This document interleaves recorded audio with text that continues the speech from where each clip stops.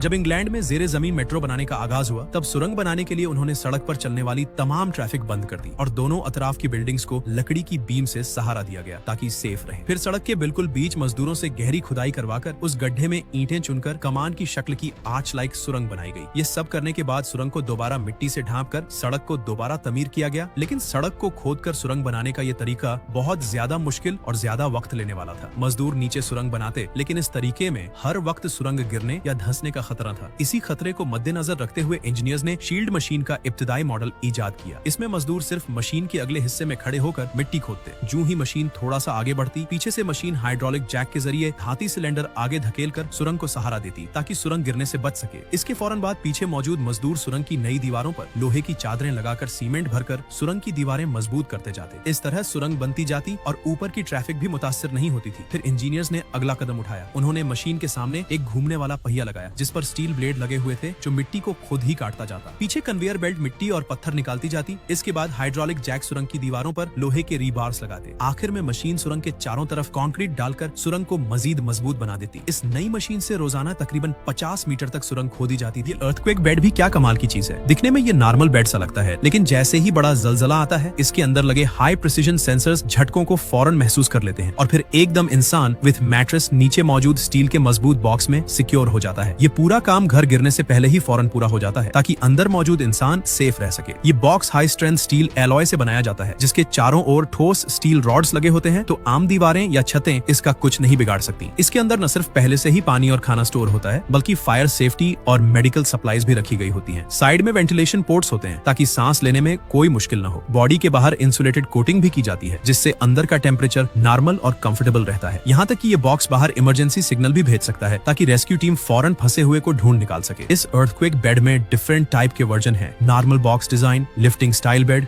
Push and pull model, door version, यहाँ तक कि गाड़ियों जैसे गुलविंग दरवाजे वाले भी। आपकी राय में ये किस हद तक सेफ है?